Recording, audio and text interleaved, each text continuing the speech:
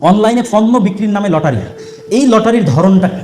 লটারির ধরন যদি এরকম হয় যে অন্য কেউ ক্ষতিগ্রস্ত হচ্ছে না, তাহলে সেই লটারি হারাম নয়, হালাল। যেমন আমি আজকে বলবো যে এখানে 5 জন প্রশ্ন করতে পারবে লটারির মাধ্যমে, এখানে কি আর কেউ ক্ষতিগ্রস্ত হচ্ছে টাকা পয়সার দিক থেকে? কেউ ক্ষতিগ্রস্ত হচ্ছে না। কিন্তু আপনারা সবাই 10 টাকা করে জমা দিলেন, 10 টাকা, সবার 10 টাকা মিলে 10,000 টাকা হলো। এই 10,000 টাকা 3 জনের মধ্যে বন্টন করা হবে, তাহলে আর বাকি যারা 10 টাকা করে দিল তাদের লস হলো না? তাদের তো লস হলো। এটাই হারাম। হারাম মানে এইভাবে দেখবেন না যে ইসলাম হারাম করেছে, না, মানুষের ক্ষতি আছে এই জন্য হারাম করেছে, মানুষের ধোঁকা আছে এই জন্য হারাম করেছে। ইসলাম চায় না মানুষ ক্ষতিগ্রস্ত হোক, মানুষ ধোঁকাগ্রস্ত হোক, এই জন্য হারাম। ইসলামের প্রত্যেকটা বিধান সত্য আর ন্যায়ের উপর প্রতিষ্ঠিত। অন্যায় কিছু হোক এটা ইসলাম চায় না। এটা অন্যায় যে আমি 10 টাকা দিচ্ছি কিন্তু এই টাকাটা আমি কোনো কাজে লাগতেছে না, এটাই ধোঁকা। যদি এরকম অর্থনৈতিক লস থাকে লটারির মধ্যে, তাহলে সেটা হারাম।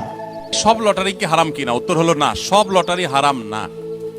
কোন লটারি হারাম আর কোন লটারি হালাল এটা আমাদেরকে জানতে হবে। প্রিয় নবী সাল্লাল্লাহু আলাইহি সাল্লাম লটারি হারাম হওয়ার কথা যেমন বলেছেন, আবার নবী করিম সাল্লাল্লাহু আলাইহি সাল্লাম বিভিন্ন সফরে যাওয়ার সময় তার একাধিক স্ত্রী ছিল, আপনারা জানেন।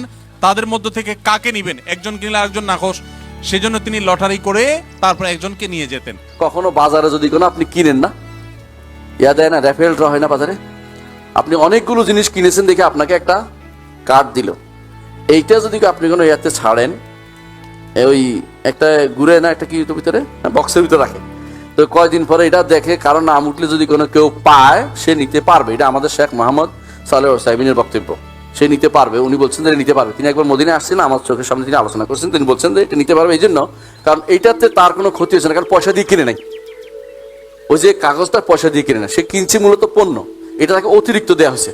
যদি এইটার জন্য অতিরিক্ত টাকা খরচ করা, এইটা পাওয়ার জন্য চেষ্টা করে যে এইটা কিনলে আমি ওইটা পাবো, তখন আরাম হবে। কিন্তু তাকে এমনিতে কেনার পর এটা দেওয়া হয়েছে, তখন সেটার কারণে যদি কোনো কেউ লাভ নেয় সেটা তার জন্য জায়েজ হবে। মোট কথা এটাই, প্রাইজ বন্ডের লটারির পুরস্কার নেওয়া জায়েজ।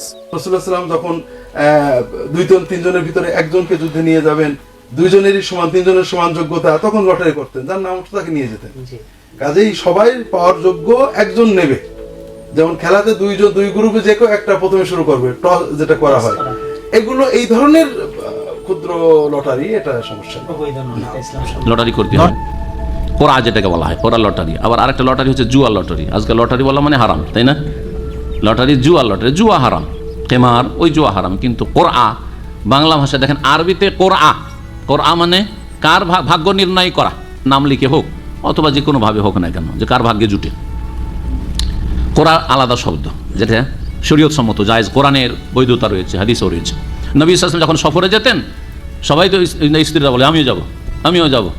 কয়জনকে নিয়ে যাবেন? একজনকে নিয়ে যেতে পারবেন। কি করবেন তখন? আকরা বাইনা নিসাহি, তাদের নাম লিখে কোরআ করতেন, কার নাম উঠে, যার নাম উঠবে তাকে নিয়ে যেতেন। আপনার 2টো স্ত্রী আছে বাংলাদেশে, অনেকের আছে হয়তো, আর আপনি ফ্যামিলি ভিসা বের করছেন বা ভিজিট ভিসা বের করছেন, 2 জন বলে আমি যাব। আচ্ছা ঠিক আছে, একজন আগে একজন পড়বে। বড়জন বলছে আমি আগে যাব, কারণ আমি আগে তোমার বাড়িতে এসেছি। ছোটজন বলছে যে আমি ছোট, হ্যাঁ আমি আগে কি করে থাকবো, আমি আগে যাব। সমস্যা কি করবেন আপনি? কোরআনই সমাধান। কি করেন? কোরআন। এটা হচ্ছে শরীয়ত সম্মত লটারি।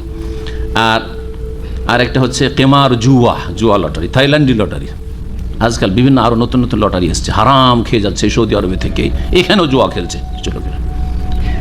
মিনামালি শয়তান, শয়তানের কাজ এগুলি। তার জন্য কেমার অথবা মাইসের, এগুলি হচ্ছে কোরআন এবং হাদিসের শব্দ। দেখেন আরবিতে আলাদা আলাদা শব্দ পেলাম, কিন্তু বাংলায় এটাও লটারি ওইটাও লটারি। হ্যাঁ, আবু হুরায়রা রাদিয়াল্লাহু তাআলা আনহু বলেন, রাসূল সাল্লাল্লাহু আলাইহি ওয়াসাল্লাম বলেছেন, লাউ ইয়ালামুন নাসু মা ফিন নিদাই ওয়াস সাফিল আওয়ালি লাম ইয়াজিদু ইল্লা ইস্তাহিমু আলাইহি লাস্তাহামু।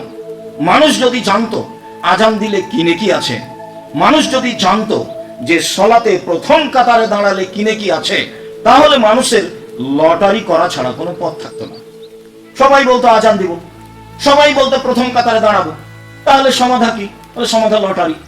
আব্দুল রাজ্জাক সাহেব, একাধিক দিন আপনার বক্তব্য শুনেছি লটারি হারাম। জি, লটারি হারাম, কাবিরা গুনাহ। কেউ যদি বলে আসো জুয়া খেলি, তাহলে তাকে কাফারা দিতে হবে। খেলেইনি, খালি বলেছে আসো খেলি। অবাক পৃথিবীতে 2টা পাপ আছে, না করেই মানুষ পাপী। তার একটা হচ্ছে কেউ যদি কাউকে বলে আসো জুয়া খেলি, লটারি ও জুয়া। কেউ যদি কাউকে বলে আসো জুয়া খেলি, তাহলে তাকে 10 জন মিসকিনকে 12.5 কেজি, 100 কেজি করে 12.5 কেজি চাউল দিতে হবে। খালি বলেছে, খেলেনি। ঠিক অনুরূপী একজন মহিলা সাজগোজ করে পুরুষের পাশ দিয়ে হেঁটে যাচ্ছে, তখন আল্লাহ রাসূল বলছেন সে ব্যভিচারিণী, ও ব্যভিচারিণী, ও ব্যভিচারিণী, অথচ যে না করেইনি। মনে রাখবেন, যেই লটারিতে পয়সা খরচ হয় না, আপনারও টাকা যায়নি, আমারও যায়নি, সে লটারি জায়েজ। ওই যে আপনারা গ্রামে যখন মাছ মারতেন, তখন মাছ ভাগ করা হতো মাটির উপরে ফাঁকা জায়গায়, তখন আমরা তো গ্রামের মানুষ, সেই জন্য আমি বুঝি। এখন আপনি আমার কথার সাথে একমত কিনা কে জানি, না বুঝলে তো আপনি, না জানলে তো বুঝতে পারবেন না। এখন আপনার মনটা চাচ্ছে ওই ভাগটাতে বড় মাছটা আছে, এই ভাগটাতে বড় মাছটা আছে। আমভাবে যদি বলে দেওয়া হয় যে কোনটা কে নিবে, তাহলে সবাই ওটা নিতে যাবে। এই লটারি করো, লটারি করো, নাম লিখো 10টা কাগজে, দিয়ে একজনকে দাও যে তুমি কাগজগুলো ফেলে দাও। ও কিন্তু জানে না যে কাগজে কার নাম আছে, এমনিতেও ফেলে দিল, একটা ভাগে গিয়ে আপনার নাম পড়লো, আপনার কিছু বলার নেই। এই লটারি জায়েজ। যে লটারিতে আরেকজনের পয়সা নষ্ট হয় না, আর যেটা লটারিতে যদি লাগা যায় 40 লক্ষ টাকা, তো এইখানে একেবারে ডাহা মিথ্যা। হাজারো মানুষের টাকা মেরে একজনকে দেয়, এটা একটা বড় ধরনের জুয়া, এটা একটা ব্যবসা, এটা হারাম, ন্যাক্কারজনক, নোংরা, মহাপাপ। 20 টাকা দিয়ে লটারি কিনলে আজীবন তওবা করতে হবে, অশ্লীল কাজে লিপ্ত হয়ে আজীবন ক্ষমা চাইতে হবে, যেমন মানুষকে হত্যা করে আজীবন ক্ষমা চাইতে হবে, যেমন 20 টাকা দিয়ে লটারি ক্রয় করলে আজীবন ক্ষমা চাইতে হবে, তেমন সবাই সিরিয়ালে বড় পাপ।